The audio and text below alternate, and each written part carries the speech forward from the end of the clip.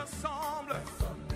Il est le Dieu de gloire, élevé dans les cieux. Personne n'est comme lui. Personne n'est comme lui. Personne n'est comme lui. Personne n'est comme lui. Personne n'est comme lui. Personne n'est comme lui. Personne n'est comme lui. Voici, il vient. On sent de la tempête. Chevauchant les nuées, brillant comme le soleil. Élève la voix, comme c'est le jubilé. La dévotion, danser. Voici, il vient, voici.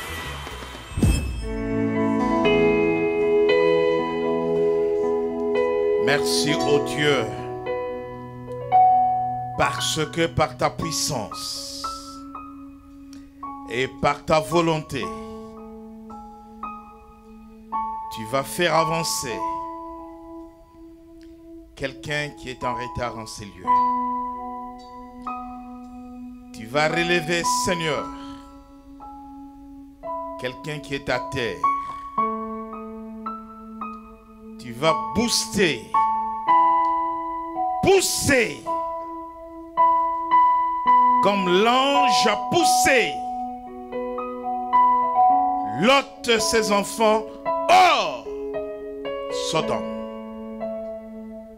Oh Dieu, ce soir, ton peuple est résolu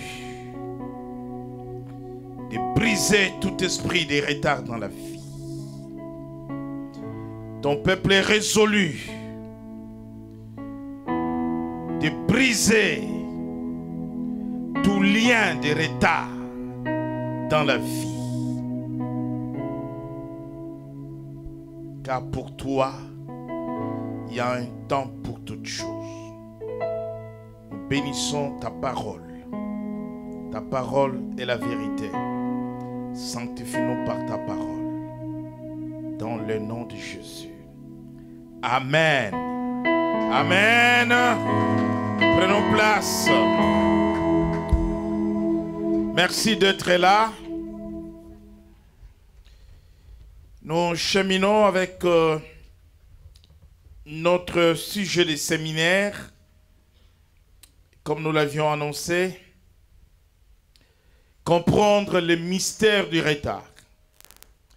La Bible dit, vous connaîtrez la vérité et la vérité vous rendra libre. Vous savez, dans les choses de Dieu, Dieu peut vous révéler quelque chose et c'est seulement à partir du moment où vous avez reçu la révélation que votre délivrance devient effective. Vous n'avez pas prié, vous n'avez pas jeûné, mais vous avez reçu la révélation. Et vous êtes délivré. Vous êtes libre. Le phénomène du retard dans la vie d'une personne, c'est une chose qui vient de l'ennemi. Parce que dans le retard, il y a la souffrance.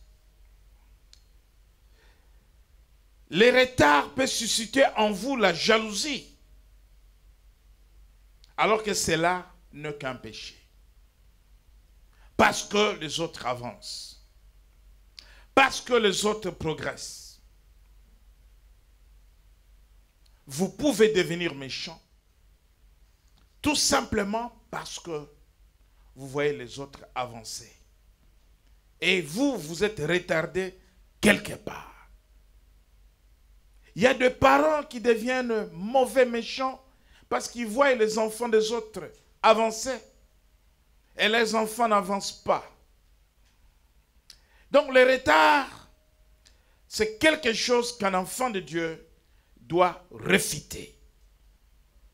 Parce que, et dans le plan de la destinée de Dieu, il y a un temps pour planter, il y a un temps pour récolter. Il y a un temps pour travailler. Il y a un temps pour apprendre. Et il y a un temps pour le repos. Le repos ne vient pas de l'homme. Même Dieu lui-même, Rita va rigoler. Alléluia. Même Dieu lui-même, après avoir travaillé, hein, Flore, il faut qu'un jour tu te reposes. Même Dieu lui-même,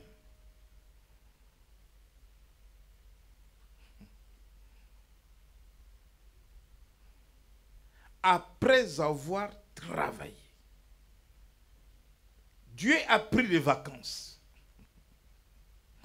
Quelqu'un est avec moi? L'homme n'a pas inventé la notion de vacances. La notion de repos est biblique. L'homme tire les vacances dans la parole de Dieu. Amen. La Bible dit que Dieu se reposa un jour, mais ça ne veut pas dire que tu vas comprendre cette pensée littéralement un jour. Parce que la même Bible dit que un jour pour Dieu, ça peut être 1000 ans. On nous dit que Dieu se reposa un jour. Mais est-ce que vraiment il se reposa un jour? Amen. Dieu se reposa après le travail. Dieu s'est dit, je me fixe un cap. Je vais travailler sur 6 jours. Et le 7e jour, je vais me reposer. Et quand je vais me reposer, le repos me donnera la joie de contempler tout le travail que je fais.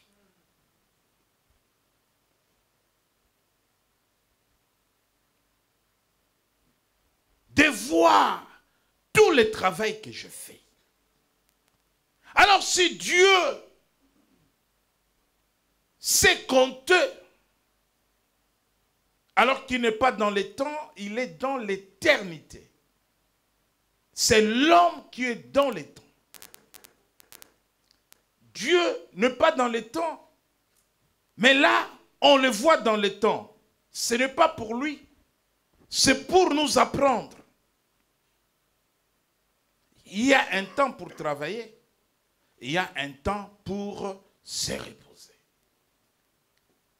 Il n'est pas possible de ne pas comprendre les saisons de la vie. Lorsque nous lisons le psaume 90, verset 14,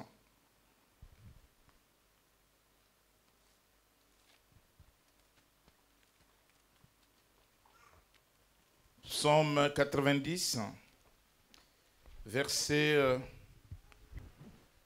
14. Psaume 90, verset 14, je lis la parole au nom de Jésus-Christ. Rassasie-nous chaque matin de ta bonté, et nous serons toute notre vie dans la joie et l'allégresse. Amen. Rassasie-nous chaque matin de ta bonté, et nous serons toute notre vie dans la joie et dans l'allégresse. La première saison, avons-nous dit, dans la vie de l'homme, c'est le matin. Le matin, c'est le moment idéal pour les cultivateurs, pour celui qui va travailler au champ, et même pour celui qui va faire un travail intellectuel. Le psalmiste ne veut pas voir la bénédiction du matin lui échapper. Parce que c'est la grâce du matin. Bien-aimé, si tu te réveilles mal le matin, toute la journée est mal. Vous les remarquez, n'est-ce pas? Tu arrives au travail, tu n'es pas de bonne humeur. Qu'on ne te cause pas, qu'on ne te regarde pas, qu'on ne te calcule pas. Et le premier qui va s'approcher, il a un problème en tout cas. Non, non, non, non, non, non, non. Parce que tu n'es pas bien réveillé. Ressaisis-nous chaque matin de ta bonté. Le matin pour toi, c'est ton départ. Chaque vie a un départ et chaque vie a son arrivée.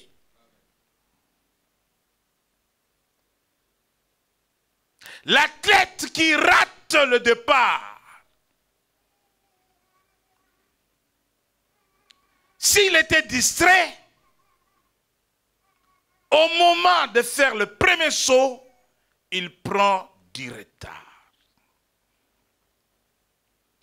Et pour rattraper celui qui est parti le premier, il doit doubler, tripler, quadrupler la vitesse de la course. Bien-aimé, dans la vie, lorsqu'on est en retard, tout le travail devient difficile parce qu'on doit faire beaucoup d'efforts. On doit déployer beaucoup d'énergie. On n'a plus le temps pour se reposer. Parce que, tout simplement, au lieu de travailler le matin, on a laissé passer le matin, soit par la négligence ou par la paresse, pour attendre l'après-midi. Et on va se retrouver en retard. Bien-aimés, ce n'est pas pour rien. Pour ceux qui vont à l'école, il y a un temps pour aller à l'école maternelle. Il y a un temps pour aller à l'école primaire. Il y a un temps pour aller au collège, au lycée, à l'université. Il y a un temps pour apprendre un métier. Il y a un temps pour se marier. Il y a un temps pour avoir une famille. Il y a un temps pour élever les enfants. Il y a un temps pour élever les petits-enfants. Il y a un temps dans la vie de l'homme pour contempler son existence. Vivre sa raison d'être sur la terre. Et le psalmiste dit, rassasie-nous chaque matin de ta bonté. Et nous serons toute notre vie. Bien-aimé, quand tu n'as pas raté le départ, toute ta vie, tu ne seras pas en retard. Celui qui reçut le départ, reçut à l'arrivée. Mais, parce que nous parlons de ce mystère du retard, qu'est-ce qui peut mettre quelqu'un en retard? Il y a dans la vie de l'homme plusieurs facteurs. Nous ne pourrions pas tout étudier aujourd'hui. Vous savez, c'est un séminaire sur plusieurs mercredis. Nous prendrons peut-être un facteur ce soir. Il y a plusieurs facteurs dans la vie qui peuvent causer des retards sur quelqu'un.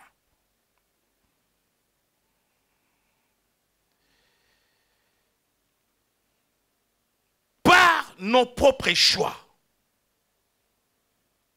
on peut se mettre en retard parce qu'on a fait de mauvais choix.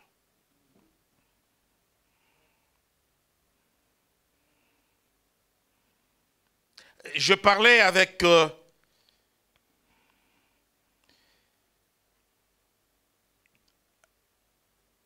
quelqu'un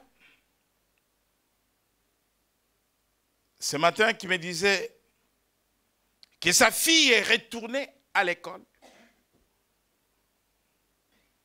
pour apprendre autre chose.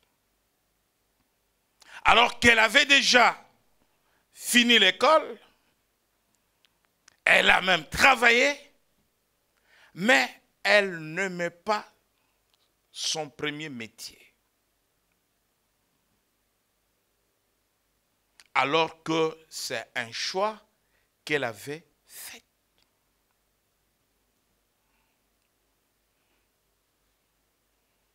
Bon, on met de côté les premiers métiers qui t'a pris 4 ans, 5 ans de formation.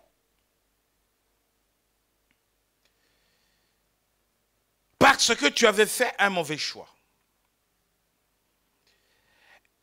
Tu vas apprendre encore 4 ans.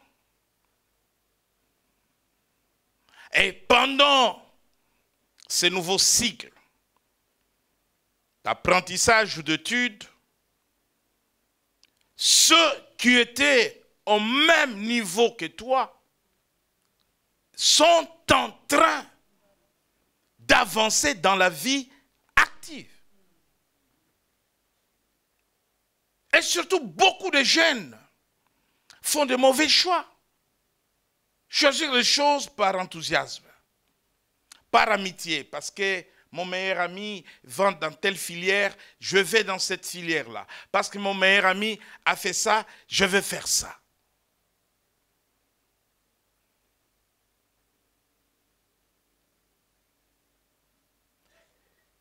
Je connais une fille qui a fait de bonnes études à l'université et jusqu'à obtenir son master. Et quand ceux qui étaient au même niveau qu'elle vont commencer à travailler et rentrer dans la vie active, elle veut faire l'école d'infirmière. Une année de préparation, concours, une fois admise, taper 3 ans, 4 ans. Qu'est-ce qui va se passer dans sa vie? Elle va travailler comme les autres, mais elle sera quand même en retard. Donc très souvent, les gens vont faire de mauvais choix parce que tu as fait un mauvais choix. Tu vas faire 8 ans, 10 ans pour ce que tu aurais dû faire en 2 ans, en 3 ans. Les gens vont choisir des choses sans consulter Dieu, sans chercher la volonté de Dieu. Et quand on ignore la volonté de Dieu, la vie devient un tâtonnement. On essaye de faire les choses. Et des fois, on n'a pas de conviction dans ce qu'on fait. On n'a pas de passion dans ce qu'on fait. Donc, je parlais de choix comme facteur du retard. Ce que nous choisissons,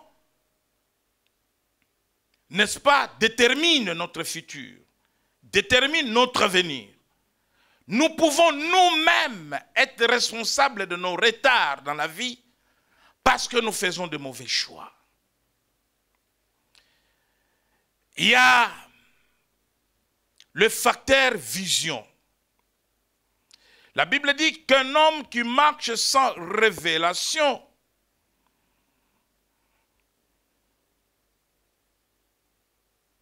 il va droit au mur. Parce que chacun doit avoir une vision de la vie. Il y a une vision pour la vie de chacun. Où je vais, où Dieu me conduit, je dois comprendre ma destinée, où Dieu veut m'amener. Et lorsque je suis sur ma destinée, lorsque je suis sur mes objectifs, lorsque je suis sur mon but, je vais percer, avancer jusqu'à atteindre le but. Mais lorsque je ne connais pas ma destinée, lorsque je n'ai pas une certaine vision de la vie, je fais les choses sur les conseils des autres, je suis influencé par les autres, je cherche sur mon chemin, il y a des nuages et je ne vois pas de l'autre côté du monde. Le fait de tâtonner, de chercher et de ne pas comprendre sa destinée va vous causer du retard.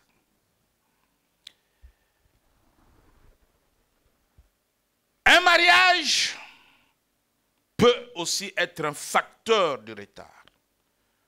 Il y a des femmes qui sont en retard à cause de leur mari. Et il y a des hommes qui sont en retard aussi à cause des femmes qu'ils ont choisies. Un couple sans vision, un couple sans idéal, c'est un couple qui vit du jour au jour. On va à Carrefour, on remplit les caddies. On va à Château-Rouge, la viande, les chouangs.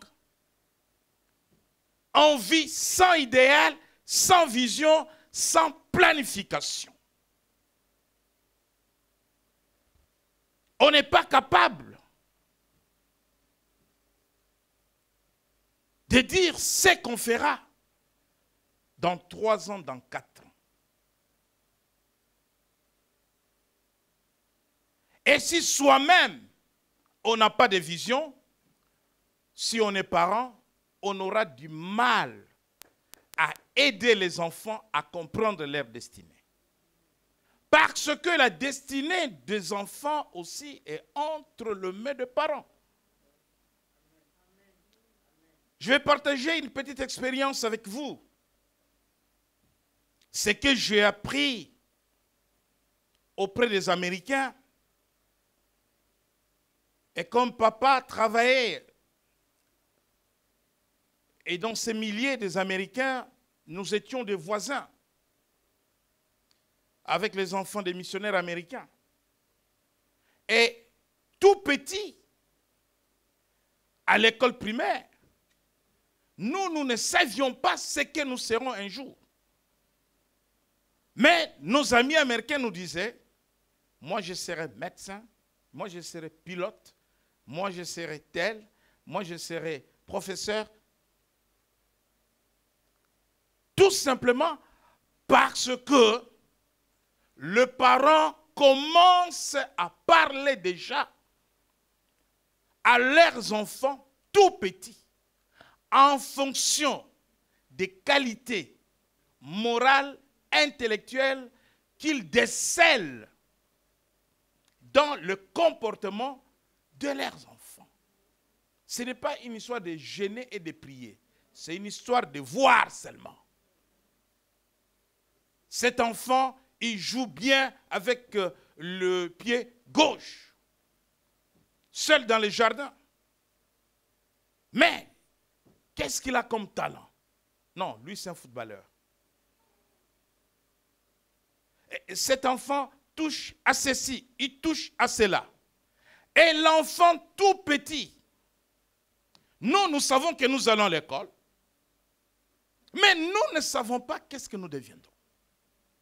Et quand nous arrivons au collège, nous voyons nos amis américains, enfants comme nous, les uns s'intéressaient de la mécanique, de l'électricité, et les autres allaient même à l'hôpital voir comment les infirmiers travaillent.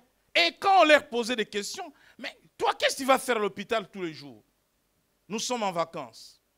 Il dit, non, je vais observer parce que moi, je serai médecin. Il est vrai que des fois, certains peuvent aller même jusqu'à l'enseignement supérieur. En ce qui nous concerne, sans même savoir ce qu'on deviendra. Quelqu'un peut être en master, à la fac à Créteil, tu discutes avec la personne n'est pas capable de te dire, à la fin de ses études, qu'est-ce qu'il va devenir. Et cette personne va passer d'une filière à une autre. Et cela va lui causer des retards. Au lieu de finir les études à 24 ans, à 25 ans, tu vas finir l'école à 30 ans. 6 années, 5 années d'inactivité. Voilà pourquoi les parents doivent aussi apprendre, et c'est leur responsabilité, à accompagner les enfants, à comprendre leur destinée et à faire découvrir aux enfants leur destinée. Moi, je ne dis pas les choses pour me moquer des autres, mais ce que j'ai, c'est ce que je donne. Si vous avez l'occasion de parler avec Brice, donc, il vous dira que je lui ai montré les chemins. Je dis, toi, compte tenu de telle capacité, ça tu peux pas, ça tu peux, ça tu peux pas, ça tu peux, ça tu peux pas, ça tu peux. Et donc, l'absence d'une vision dans la vie, quand on ne sait pas ce qu'on veut devenir, et quand on n'a pas de vision, on n'a pas d'ambition.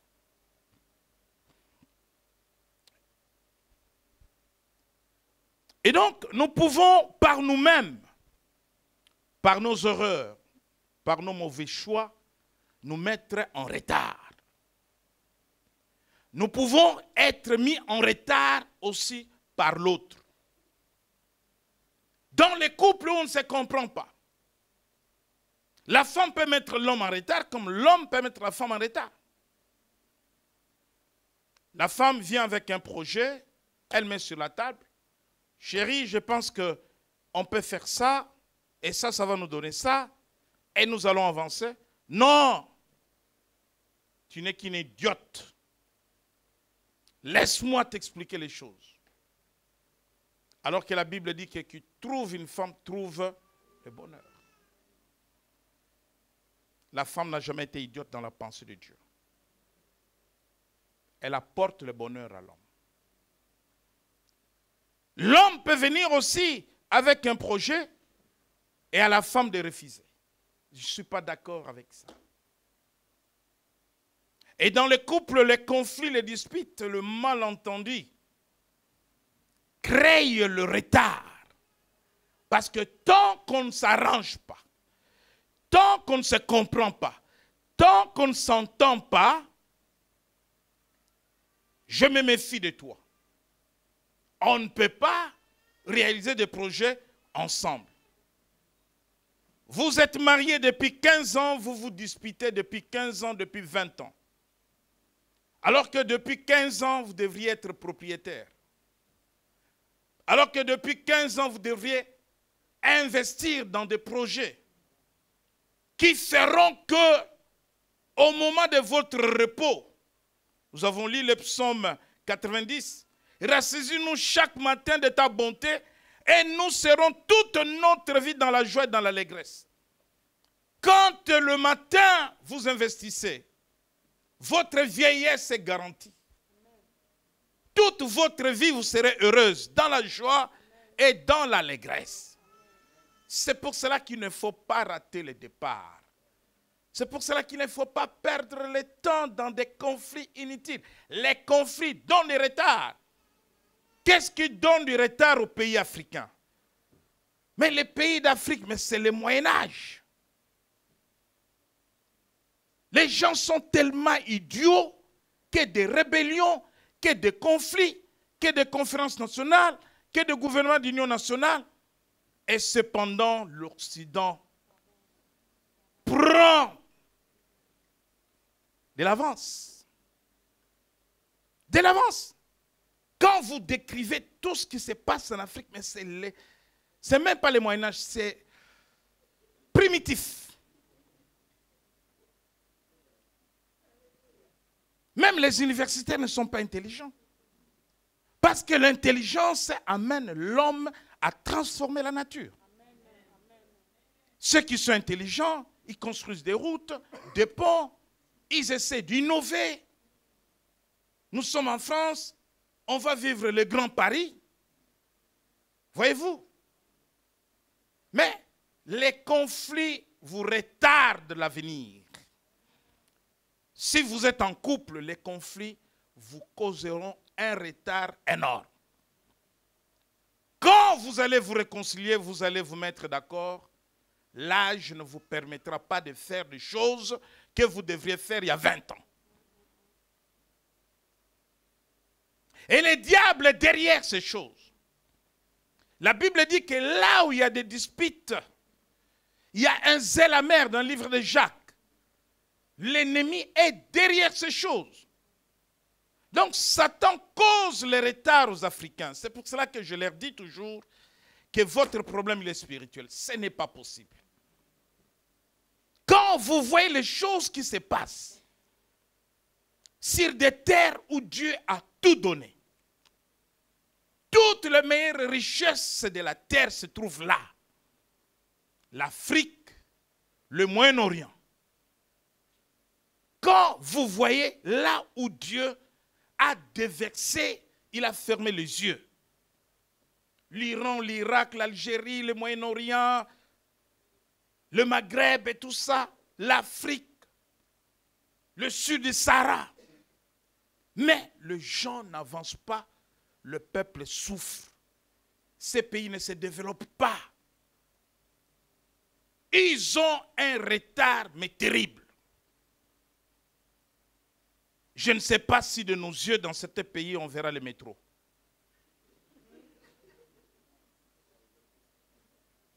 Je vais trop loin, tramway. Parce que les métros, c'est encore compliqué. Tellement qu'il n'y a pas de plan d'urbanisme. Chacun a construit comme il a voulu. Où on va creuser. Parlons seulement des tramways. Voyez-vous? Que des guerres, mais bêtes. Que des conflits, mais inutiles. Voyez-vous? Macron fête le succès de l'organisation des Jeux olympiques 2024. Il invite Sarkozy, Hollande. Mais où est le problème? D'abord la France. D'abord la France. Ce ne sont pas ses ennemis. Il les honore. Et les conflits amènent le retard.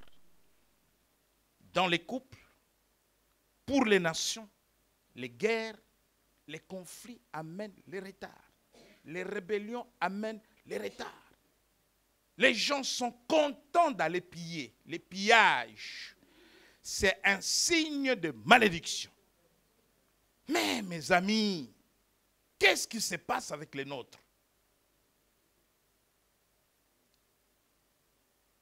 Nous sommes dans l'île de Saint-Martin.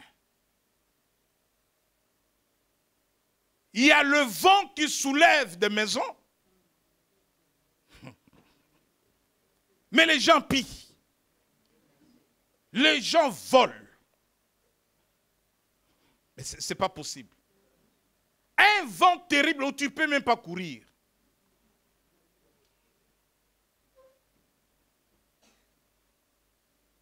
J'ai appelé la sœur Fabienne qui vient de Saint-Martin parce que sa famille aussi est victime. Mais comment on peut piller les biens des autres pendant un tel moment? Vous imaginez? Ce qui m'a choqué, c'est le fait que les militaires doivent partir de Toulouse, de Paris, de Marseille. J'ai vu beaucoup de jeunes là-bas. Mais pourquoi ils ne font pas l'armée? Pour eux-mêmes. Pour leur département. Mais non, mais c'est choquant. C'est choquant. les temps que les avions partent d'ici pour atterrir, tout a été pillé. Et pillé dans quelles circonstances? Avec quel mauvais temps? Vous voyez? Comment les gens peuvent avancer? Il y a un problème de mentalité dans les retards.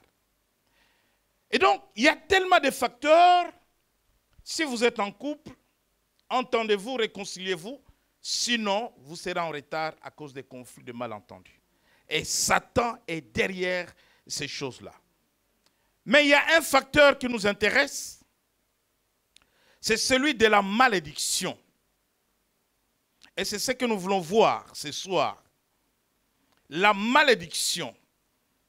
Ou si vous voulez, les liens de malédiction. Lorsque quelqu'un est dans les chaînes, dans les liens de malédiction, ce sont ces liens qui retiennent sa vie. Quand bien même, c'est un chrétien qui prie beaucoup, qui jeûne beaucoup, il y a des fois des résultats, mais c'est partiel.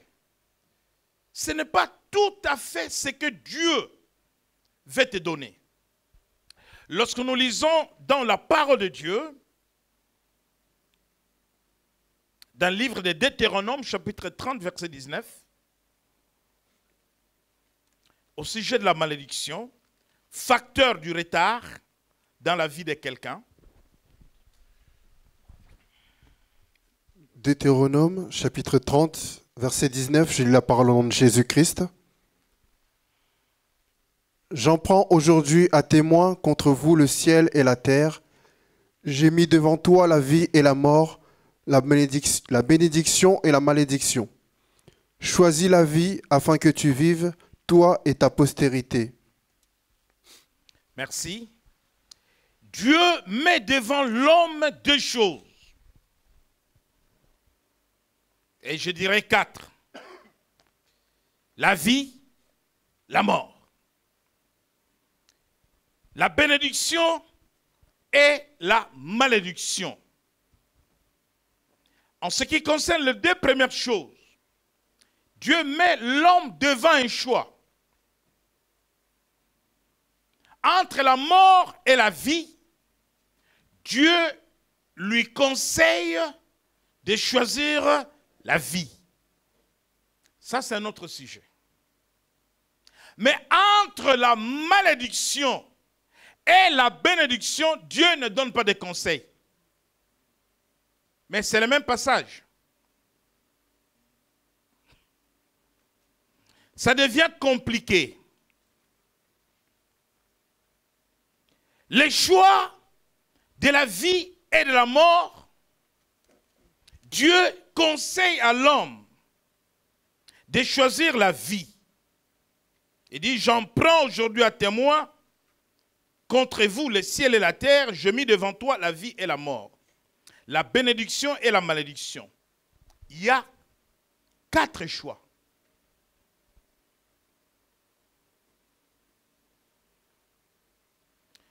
Choisis la vie afin que tu vives, toi et ta postérité. Mais pour la malédiction et pour la bénédiction, Dieu ne dit rien. Il met l'homme devant son choix. Amen. Lorsque nous lisons dans Deutéronome, au chapitre 27, verset 11. 11 à 26. Deutéronome, chapitre 27. Deutéronome, chapitre 27, du verset 11 à 26. Je lis la parole au nom de Jésus-Christ. Le même jour, Moïse donna cet ordre au peuple.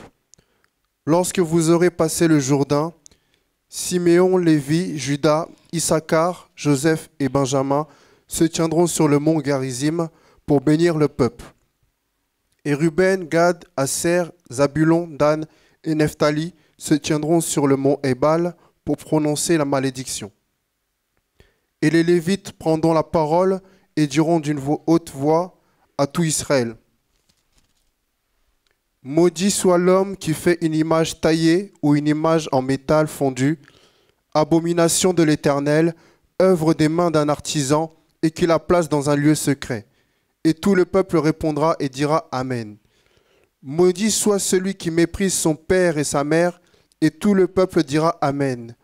Maudit soit celui qui déplace les bornes de son prochain, et tout le peuple dira Amen. Maudit soit celui qui fait égarer un aveugle dans le chemin, et tout le peuple dira Amen. On va s'arrêter là.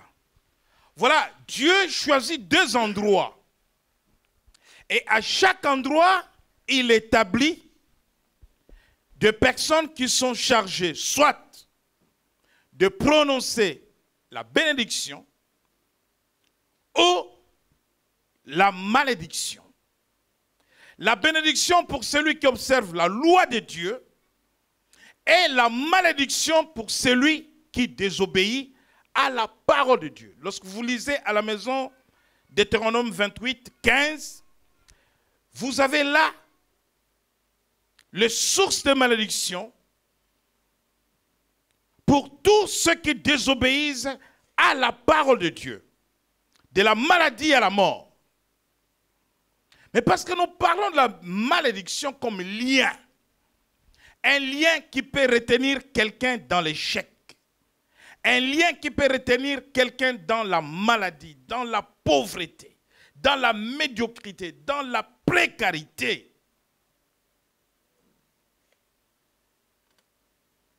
Proverbe 26, 2 vient nous dire parce que il y a une malédiction dans la vie de quelqu'un, parce qu'il y a un retard dans la vie de quelqu'un. Et sachant que la malédiction est l'un des facteurs qui cause du retard, et nous allons voir que la malédiction générationnelle s'explique par la lignée ou par la famille. Et vous verrez que le même phénomène de retard dans le domaine du mariage, dans le domaine du travail, dans le domaine des études, dans le domaine de la conception, dans beaucoup de domaines de la vie, va se produire chez des personnes appartenant à une même famille ou appartenant à une même lignée. Et donc, Proverbe 26, 2, nous lisons. Proverbe chapitre 26, verset 2, je lis la parole au nom de Jésus-Christ. Comme l'oiseau s'échappe, comme l'hirondelle s'envole, ainsi la malédiction sans cause n'a point d'effet. Et donc, ce verset veut dire tout simplement, si malédiction il y a dans la vie de quelqu'un, et cette malédiction lui a causé du retard, suivez-moi bien, il y a le retard, il y a la malédiction et il y a la cause. Il n'y a pas retard sans malédiction. Il n'y a pas malédiction sans cause. Et nous n'allons pas faire intervenir l'avancement surnaturel de celui qui est en retard sans briser les liens de malédiction qui le retient.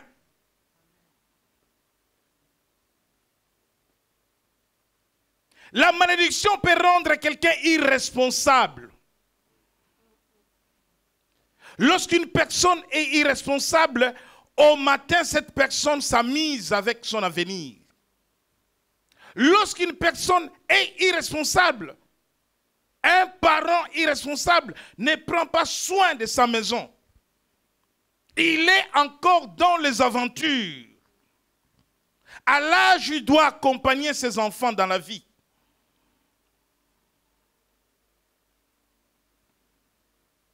Au lieu que les enfants lui présentent des épouses ou des époux c'est lui qui commence à présenter des maîtresses aux enfants. La malédiction va rendre quelqu'un inconscient. Vous verrez des personnes inconscientes qui ne pensent pas à leur avenir, qui ne pensent pas au soir.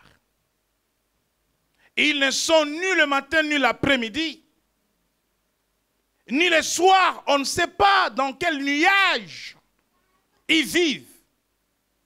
Dans un monde de fous, la malédiction peut rendre quelqu'un inconscient, irresponsable, moins sérieux. Ne pas prendre la vie au sérieux, ne pas prendre les choses au sérieux. La malédiction peut te faire penser que tu as encore le temps devant toi. Et parce qu'il y a un retard, il y a un facteur qui est à la base de ces retards. Ce facteur s'appelle la malédiction. Parce qu'il y a la malédiction, Proverbe 26:2 dit, il n'y a pas de malédiction sans cause.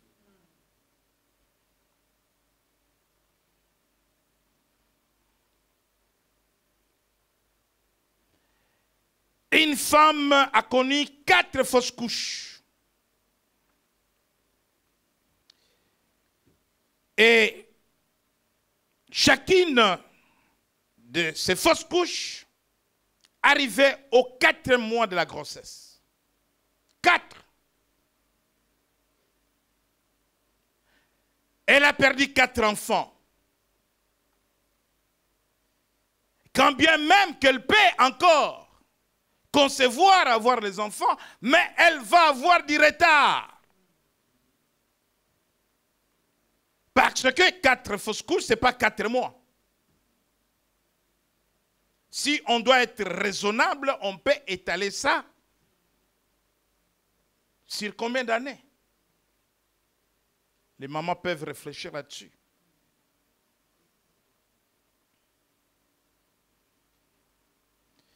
Et le jour où je suis amené dans sa maison, elle a une grossesse et nous sommes au 4e mois, comme d'habitude. Cette grossesse menace de faire partir le bébé. Je vais avoir un entretien avec elle.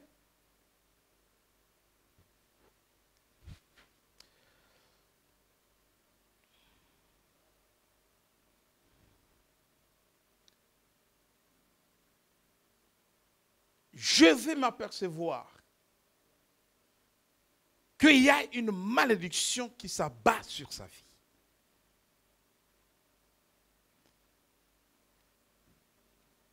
Et je lui dis, tu es sous la malédiction.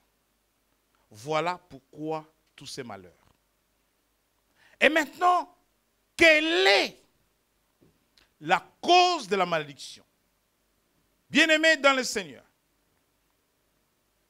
je demandais au Saint-Esprit de me donner les discernements. Dans sa famille, je n'ai pas trouvé. Dans la famille du mari, je n'ai pas trouvé. Mais je savais une chose, que parce qu'il y a malédiction, mais il y a une cause. Je ne peux pas prier pour cette femme tant que je n'ai pas trouvé la cause.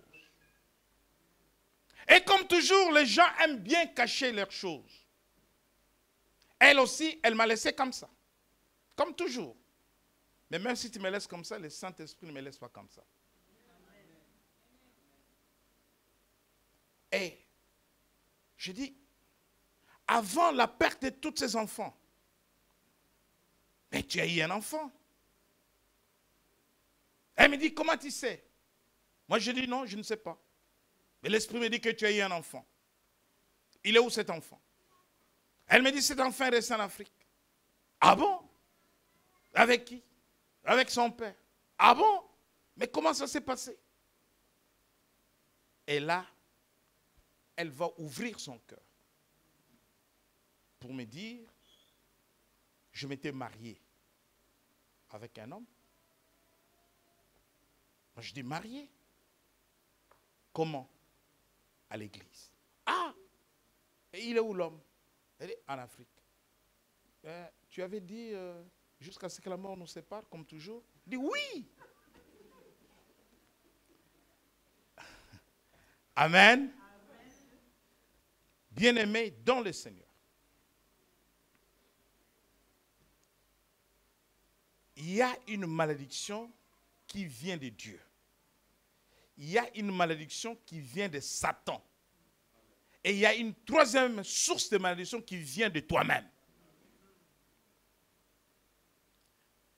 Nous sommes dans une situation où sa malédiction a pour cause le serment qu'elle a fait. Après la naissance de l'enfant, elle a abandonné un bébé de moins de 6 mois. Elle a abandonné son bébé. Je lui dis, maintenant on va réparer cette affaire. Voilà, on a trouvé. Et l'enfant qui est dans ton ventre survivra. Tu vas réparer avec le père de ton enfant. Tu vas réparer avec Dieu et nous allons prier. Le pardon, c'est une puissance qui libère. Tu es lié, tu es dans un lien. Tu as promis à Dieu que tu ne quitteras pas cet homme jusqu'à ce que la mort vous sépare. Et tu l'as fui, tu as abandonné ton enfant. Voilà, tu ne peux pas avoir d'enfant. 4 fausses couches. Bien-aimés, la malédiction ne peut être brisée que si vous avez la révélation de la cause. Si Dieu vous frappe par une malédiction, vous devez revenir à Dieu. Et donc, il n'y a pas de malédiction sans cause. Il y a des malédictions transgénérationnelles ou des familles qui passent de génération en génération. Des gens qui échouent toujours. Des gens qui meurent toujours de manière précoce, jeunes. Des gens qui sont toujours en retard dans tel domaine, tel autre domaine. Et des fois, on peut observer dans une famille les retards du mariage, les retards dans la vie active. Les gens qui réussissent toujours à l'école, mais avec beaucoup d'années de retard. Mais ils réussissent quand même.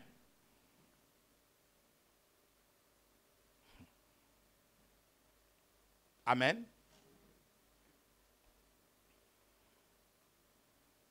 Dieu a appelé une personne, cette personne fouillait son appel. Dieu l'appelait, cette personne ne voulait pas servir Dieu. Cette personne résistait à Dieu. Écoutez, Dieu était dans le chrono, les temps linéaires, les temps qui nous est compté. Cette personne était en retard par rapport à son appel. Et cette personne ne répondait pas à l'appel de Dieu. Quand cette personne a accepté l'appel de Dieu, on l'a consacré pasteur. Dieu l'a laissé vivre 1 an. Oui. Tu t'es donné du retard. Mais toutes ces années de résistance à l'appel de Dieu comptent. C'est le temps chrono. Dieu compte aussi les années de notre vie. Oui.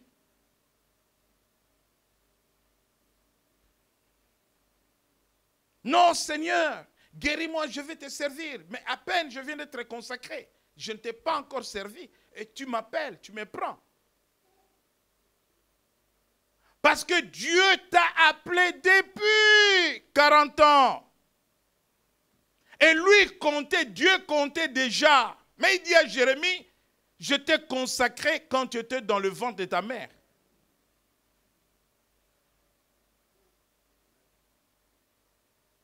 Mais par sa bonté, Dieu ne veut pas que tu meures sans répondre à ta vocation. Les liens retiennent. Lorsque nous lisons dans Zacharie au chapitre 5, parlant de la malédiction venant de Dieu,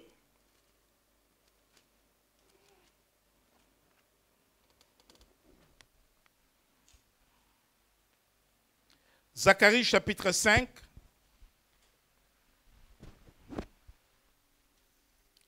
Zacharie chapitre 5, j'ai lu la parole au nom de Jésus. Je levai de nouveau les yeux et je regardais, et voici il y avait un rouleau de manuscrits qui volait. Il me dit, que vois-tu? Je répondis, je vois un rouleau qui vole, il y a 20 coudées de longueur et 10 coudées de largeur. Et il me dit, c'est la malédiction qui se répand sur tout le pays, car selon elle, tout voleur sera chassé d'ici, et selon elle, tout parjure sera chassé d'ici. Je la répands. Oui, vas-y.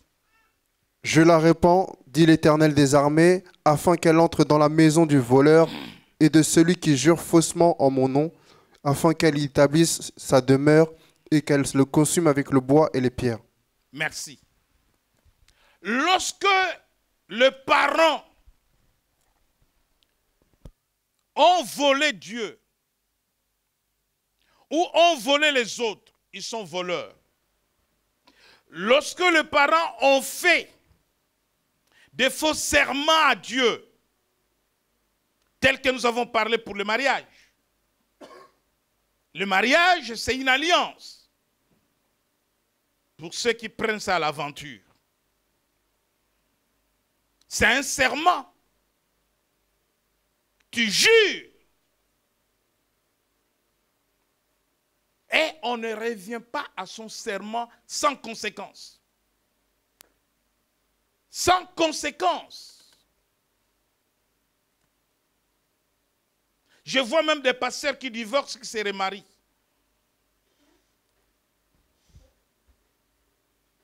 Mais ce n'est pas biblique. Parce que la Bible dit que quand tu te sépares de ta femme, tant qu'elle n'est pas morte, tu ne peux pas te remarier.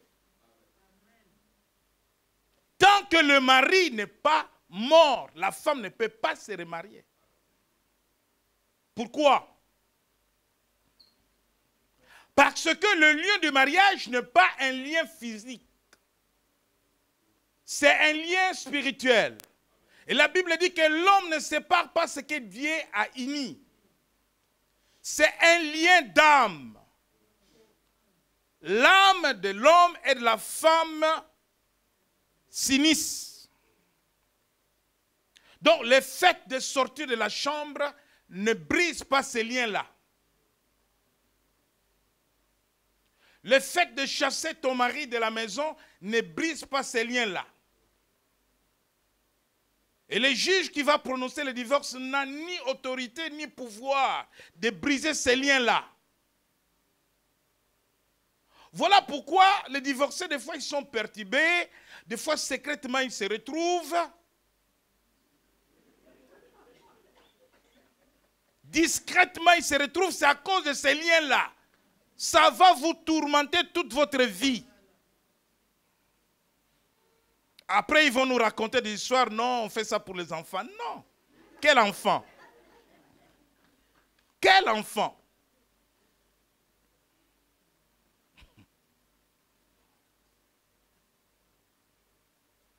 Donc, lorsqu'on jure devant Dieu qu'on aime un homme, on aime une femme, on la laisse tomber. Malédiction.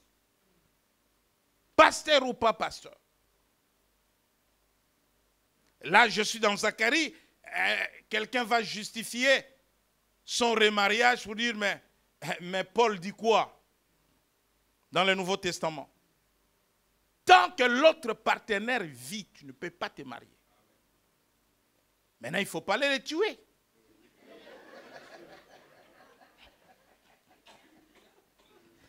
pour que tu sois libre. Amen. Donc voilà une malédiction que porte quelqu'un. Parce qu'il a fait un faux serment à Dieu. Mais la Bible dit quoi? Que Dieu amène cette malédiction dans la maison de ce monsieur. Ou dans la maison de cette femme. Et Dieu dit, je répands la malédiction dans toute sa maison. Mais qui sont dans la maison? Les enfants. Les garçons, les filles. Et ils vont eux aussi porter cette malédiction.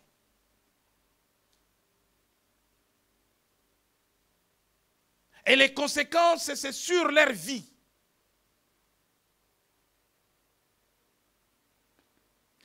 Je vais vous expliquer un lien. Abraham, il dit quoi de sa femme? Hein? Ok. Isaac, il a dit quoi? Amen. Je peux descendre jusqu'à Jacob.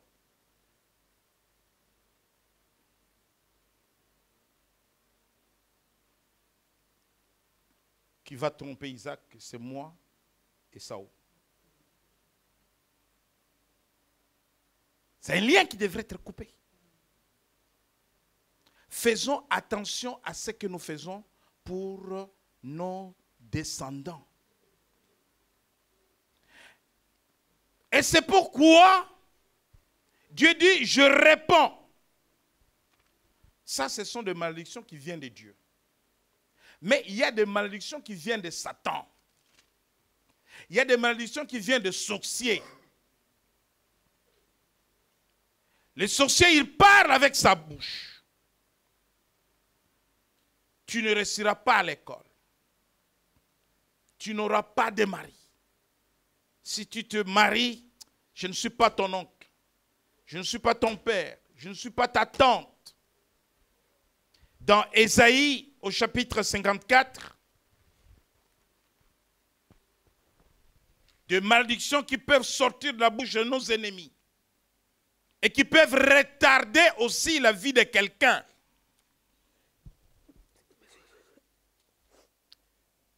Ésaïe, chapitre 54,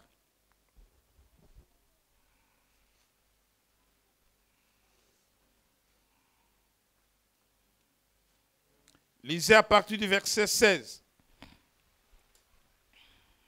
Ésaïe chapitre 54, verset 16, je lis la parole au nom de Jésus-Christ.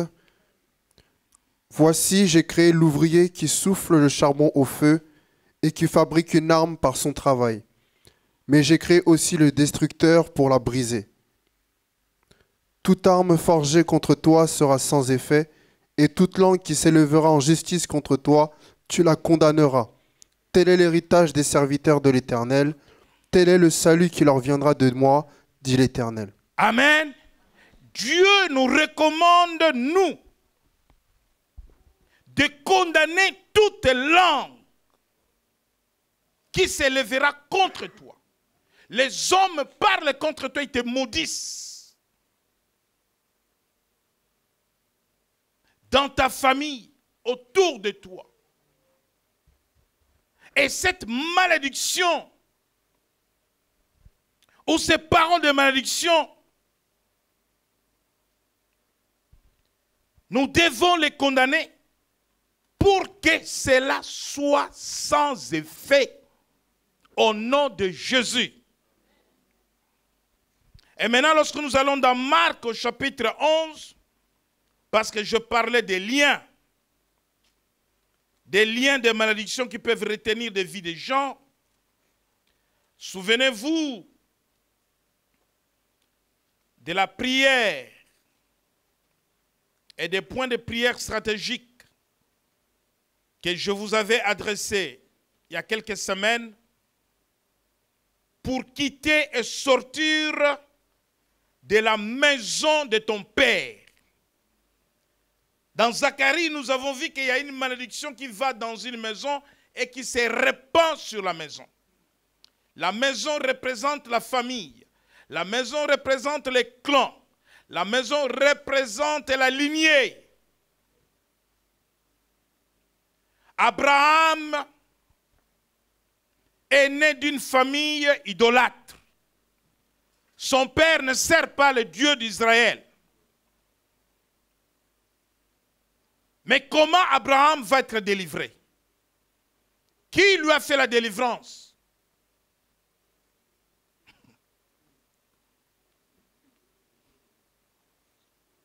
Qui a délivré Abraham? Parce que de nos jours, il faut, je pense, un jeûne de 40 jours pour délivrer Abraham. Alors Abraham,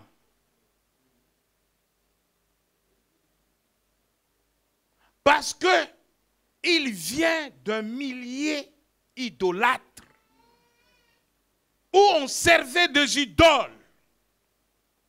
Voyez-vous? Mais sa délivrance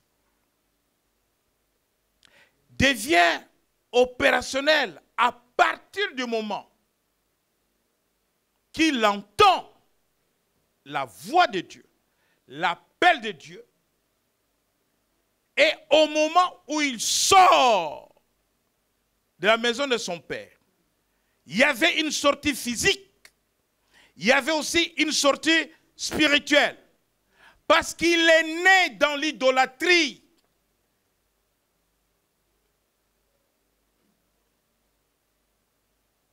Et quand il sort physiquement et il sort spirituellement parce qu'il a obéi à la voix de Dieu.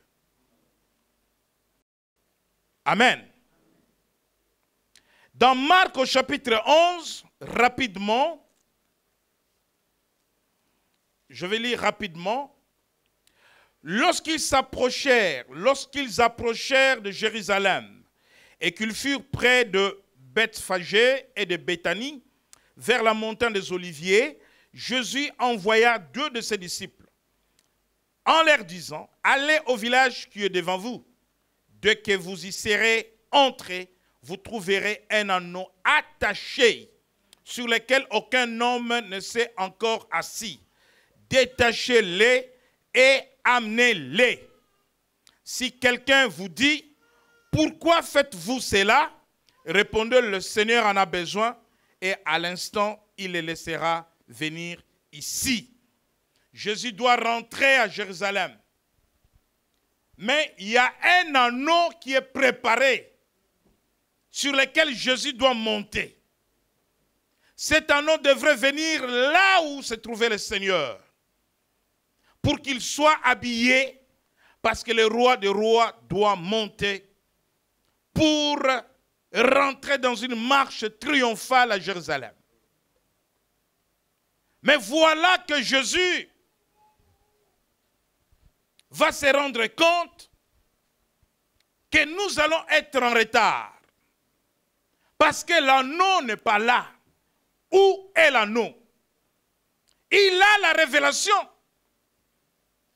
que l'anneau qu'on a amené ici, le propriétaire l'a attaché. Refus du propriétaire de laisser l'anneau arriver là où était Jésus, pour que l'anneau soit préparé, habillé et que Jésus y monte.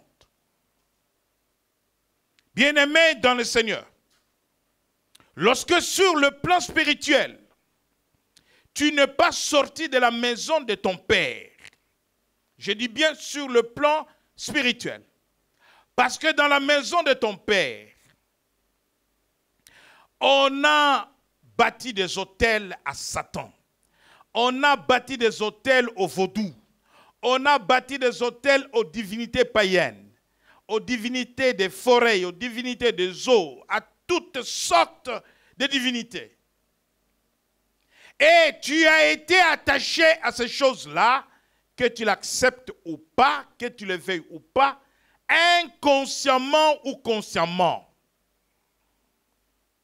tu as été amené à certaines pratiques. Tu as participé au rituel. Même si tu as quitté le village et tu es parisien, spirituellement, tu es encore au village attaché.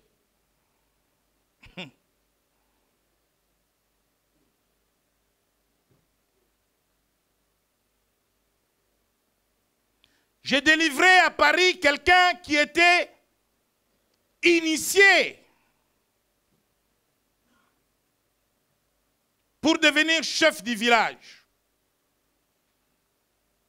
Il a fui l'Afrique parce que quand le chef du village est décédé, lui devrait quitter la ville pour être intronisé. Mais il était d'abord initié.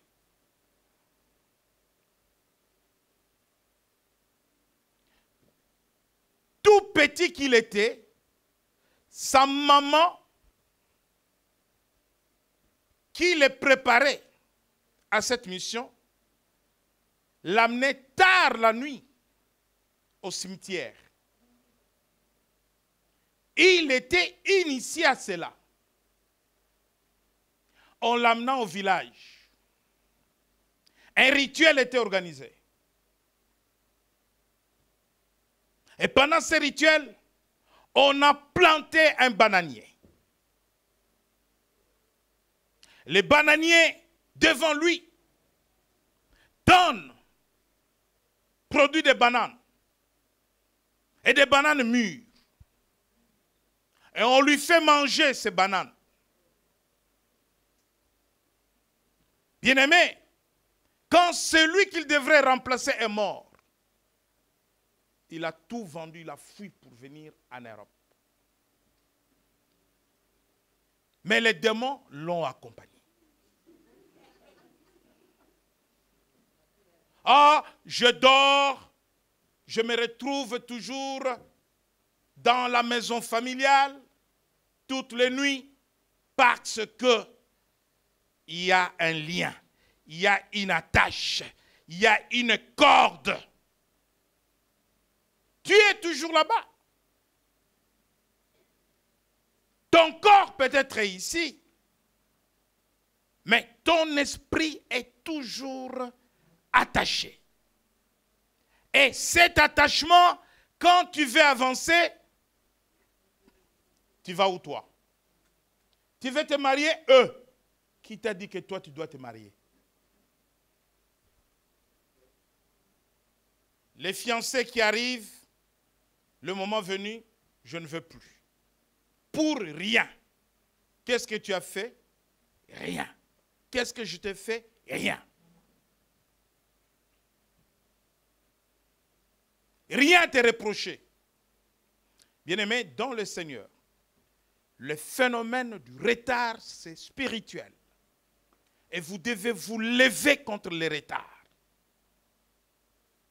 Vous devez vous lever contre la paresse.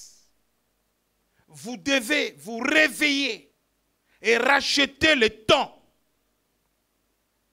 Nous parlerons de l'avancement surnaturel. Maintenant que je suis en retard, que dois-je faire pour rattraper le temps? Amen.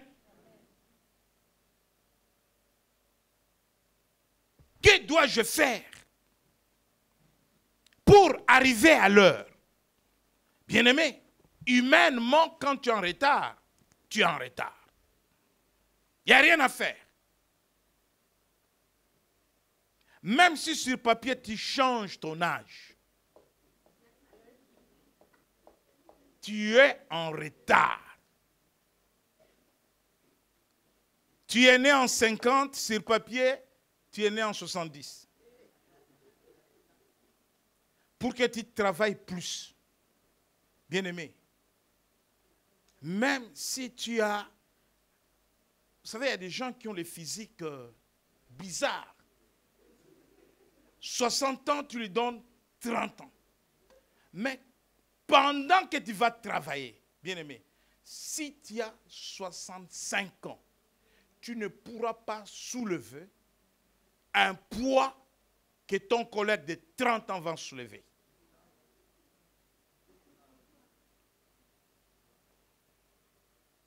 Ok? Tu vas dormir devant l'ordinateur. Parce que tu ne peux pas changer quelque chose que Dieu t'a donné pour un temps. Tu peux changer sur papier. Hein? Vous voyez, il y a des carrières de footballeurs. Il est bon, 8 ans. Vous comprenez? Parce que quand il arrive en Occident, on lui donne 20 ans, alors qu'il a 27 ans. Il va courir. Au bout de 5 ans, 6 ans, parce qu'on ne falsifie pas le chrono. Marcher avec le chrono, saisissez les kairos, les opportunités de Dieu.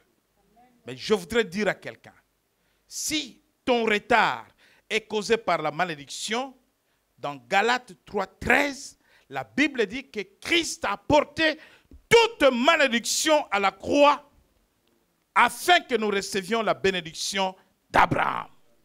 Et nous sommes fils d'Abraham par Jésus-Christ. Et le prophète Joël dit, Dieu dit, il promet au peuple, je vous rendrai les années de perte.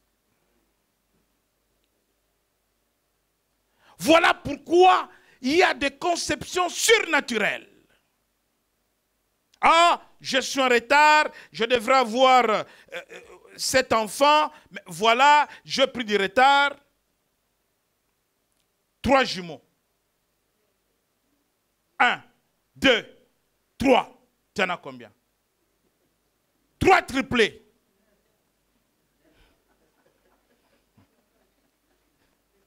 Celui qui avait commencé avant toi, il est à 3 à 4. 3, tu viens, tu tapes, pan, triplé, pan, triplé, pan, triplé. Tu en as combien? L'affaire est terminée. Mais ça, c'est là où je vais amener les peuples. Ça s'appelle la conception surnaturelle. Surnaturelle. Il y a le miracle surnaturel. Parce que je n'ai pas le temps d'aller travailler, cotiser 40 ans, je n'ai pas de retraite.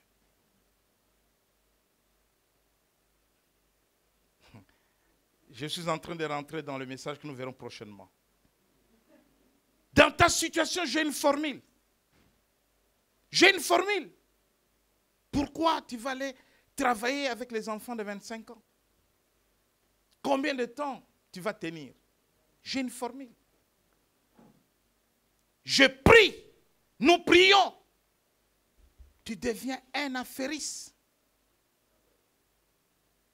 Ce que les enfants de 25 ans vont gagner en 40 ans, toi, en 6 mois, tu as tout gagné. Tu as rattrapé ou pas? Mais c'est surnaturel. Ce n'est pas comme ça. Humainement, tu ne vas pas comprendre ces choses-là. Alléluia. Humainement, tu ne vas pas comprendre. Jacob s'est fait avoir. Il tape 7 ans.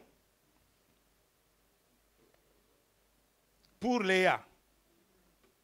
7 ans pour Rachel. 7 ans pour Rachel. Il s'est fait avoir, on lui donne Léa. Non, mais ce n'est pas ça que je voulais et tout ça. En droit, on dit erreur sur la personne. C'est une raison de divorce. Oui, aujourd'hui, il s'est présenté devant un tribunal. Il gagnait cette affaire-là. Erreur sur la personne. Ce n'est pas la personne que je voulais. Ah, tu veux Rachel? Ok. 7 ans. 7 ans. 7 plus 7, 14. Bon. Maintenant, tu as mes filles et tu vas travailler pour moi. À chaque fois, il baisse son salaire. À chaque fois, il baisse son salaire. Jacob a du retard dans la vie. Il pense à la bénédiction de son père avant de mourir. Comment expliquer ce paradoxe entre la bénédiction et tous ces retards? 14 ans pour les femmes et moi. Mais un jour, il eut une révélation. Il a opéré miraculeusement. Il dit à Laban, quand est-ce que je travaillais pour moi et pour mes enfants? Donne-moi quelques brebis dont tu n'as pas besoin. Laban garde le meilleur. Les quelques brebis dont il t'a acheté, il dit, ça tu peux prendre, j'en ai pas besoin.